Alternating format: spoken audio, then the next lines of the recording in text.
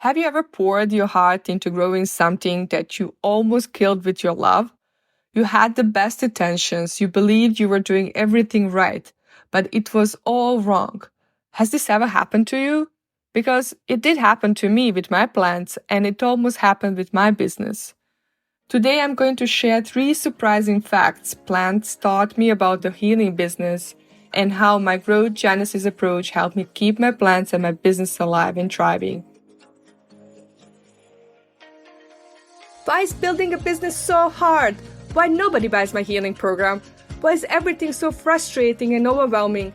What if there was a better way? Hi, I'm Nina Maglic. I'm a marketing coach and healer on a mission to help amazing healers like yourself improve marketing, get clients, and make money with less stress. On my new show, I will do what I love best. Translating complicated marketing and business strategies into practical, actionable steps you can implement with ease and clarity. She Runs a Business is a new podcast for healers like yourself who want to create a profitable healing business that provides the best life transformations for your clients and gives you the freedom and flexibility to enjoy time with your loved ones. Take your seat at the table and let's get started. Welcome to She Runs a Business podcast. When I was a little child, we had so many plants at home. We lived in a 2-bedroom apartment and my mom needed 1 hour to water all the plants. Or if you wanted to vacuum, you needed almost 1 hour to move plants to do vacuuming properly. 1 hour! Crazy, right? I really love plants, and when I started living on my own, I decorated my home with flowers, and I really love the vibe the plants bring to home, because the space feels more grounded and I really feel happy when I enter the room and I see beautiful flower on my table. I especially love yellow tulips. They make me so happy like no other flowers. But every single plant I had died, and I was constantly trying to keep it alive and provide the best care and love, but they just died. Every single plant thrives in my mom's home, and every single one dies in my home. How is this even possible? It has moments when it thrives, and all of a sudden, within a few weeks or days, it just dies. Let me know if this ever happened to you. I was asking myself what's wrong with me, what I'm doing wrong. I was looking on the internet for the answer, but I got confused with overflow of information. Someone says you need to water it more. The other says you need to water it less. You need to put it in the sun. The others say you need to keep it in the shadow. I was more confused after searching on the internet than I was before. There's so much going on the internet. Such a huge information volume keeps you stuck, searching for the answer forever, and you don't even know if the answer is accurate or not.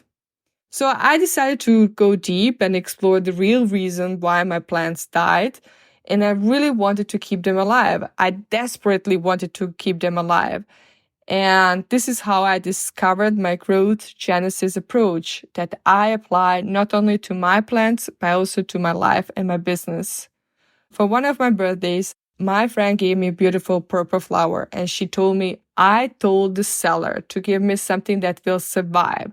She said, this one will 100% survive. This is why I bought it to you. I know all your plants die. I really wanted to prove to my friend that I could make this plant live, and I did everything I could. But then it started dying, and I felt miserable again. I didn't know why. Have you ever experienced something like this? You wanted to prove to everyone that you could do it, but you failed miserably, and you don't know why. This is exactly how I felt at that moment. I was going through my list of how to keep my plants alive, and I realized the reason why my plant died was because of the lack of sun. We had the worst weather between November and April in Austria. It's cold, it's crazy windy, it's clouded, no rain or sunshine for months. Of course, if plants don't get enough sun exposure, they die. The same is true with business. If you don't feed your mind with positive thoughts and don't work on your mindset, it's hard to be successful. What you believe you become. When you feed yourself with doubt and all the reasons why you will not succeed, you will eventually give up on your business and your dreams. Business is 80% mindset and 20% strategy. You can have the best strategy in the world and the best tools, but if you don't put it into practice and don't do anything with it, nothing will work. As plants need sun, we need a positive mindset to succeed in the business. Do you agree with that? There was also an experiment that showed the impact of words we say to plants. To one plant, they said all positive and nice things. To another plant, they said all bad things. The plant exposed to negative words died, while the plant exposed to positive words not only survived, but thrived. The same principle can be applied to humans. What you say to yourself matters and can make or break your business. So when I finally got over the loss of the plant and the guilty feelings, I made a decision to prove my friend that I could grow my plants. So I bought a cactus because it survives in desert, it's going to survive in my home too. I was so proud of this new experiment. I read everything on the internet. I thought, this is it. I'm ready. I will make it work. I placed it in the light and I even bought a lamp just for the plant. And then one day I wanted to water my cactus and I saw it has hole in it. The real hole. I didn't even know that cactus can have a hole in the middle of it. I was like, what is this? What's going on here?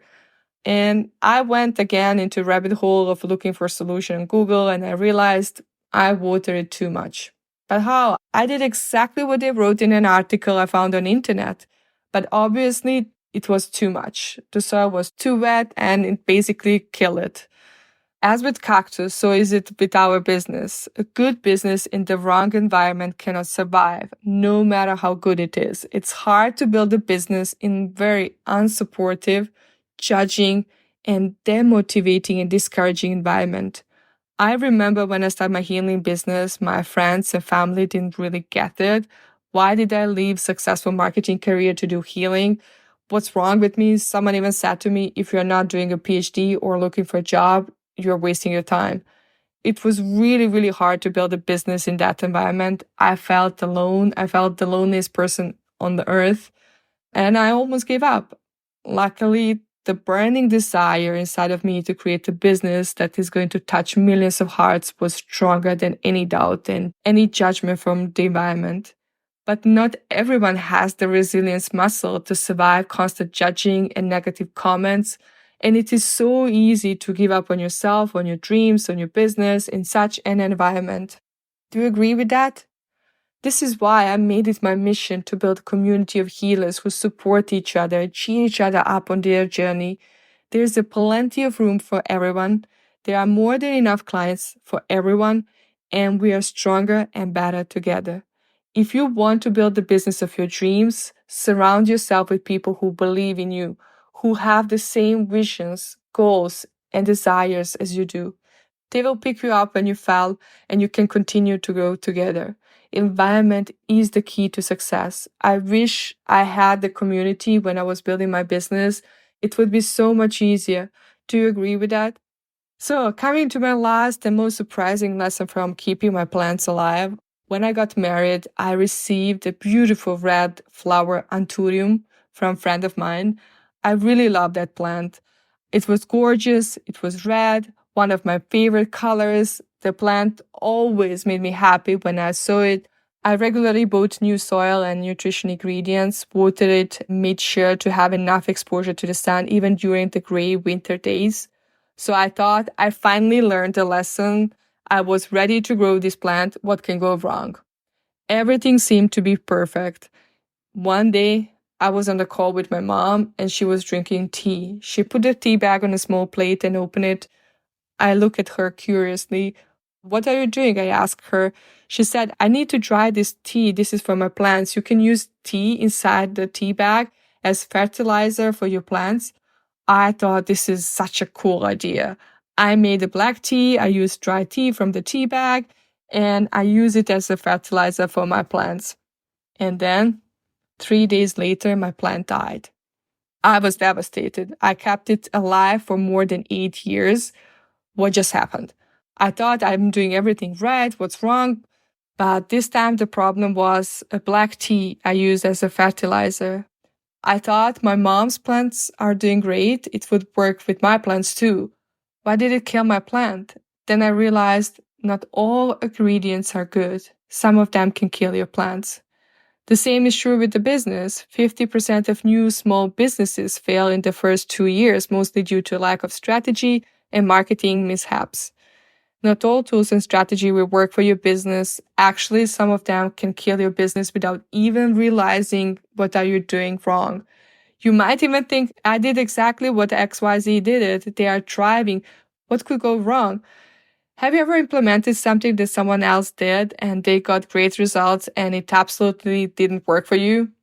If a strategy is going to work depends on so many different things that people don't even think about, like your offer, messaging, target audience, how you position yourself, how you attract clients, what systems and processes you have inside the company, the environment you operate, people you work with, and many, many other things. You need to pay attention to what strategies you use inside your business, because not everything will work for you. You need to have someone who deeply understands your business and provides the best strategy for you. I see so many people struggling on social media, but social media is just one strategy to get new clients. You need to diversify. Maybe you're going to say, I already diversified. I'm using TikTok, Instagram, LinkedIn, and Facebook. This is still just one strategy and one media, social media. There are other options like direct marketing, personally my favorite one, events, networking, strategic partnerships, and many others. Relying just on one way to get clients is really risky. Do you agree with that? In my new book, Healing Millions, I describe 10 ways how to get clients that work very well for my clients and me, generating millions of dollars. It's a step-by-step book with actionable steps you can implement immediately in your business and see results. Go to healingmillionsbook.com to pre-order your book. So, my friend, I truly hope that you start paying attention to what ingredients you use in your strategy, the environment you operate in, and the thoughts you feed your mind. I want you to thrive and touch millions of hearts with the work you do. This is why I'm sharing these lessons with you so that you can save yourself thousands of dollars in hundreds of hours. I want you to do the work you love that makes your soul smile and fills your family with pride. I want you to have a bigger impact on this world and help more people. You matter. Your work matters. And the world does need that love and light inside of you more than ever. I'm sending you lots of love and big hug. Bye for now. My gorgeous friend, I hope you love this episode. If you learned something that is helpful for your business, I would really love to hear from you. Could you spend 30 seconds of your time, go to the Apple Podcast and leave me a 5-star review? This is the only way you can thank me and let me know how much you love this podcast. I love hearing from you. If you have friends who need help with their coaching businesses, share this episode with them and help them grow their business too. Thank you for listening to She Runs the Business podcast. Please share your gifts with the world. Keep shining your light because the world does need that love and light inside of you more than ever. I'm sending you lots of love and big hug.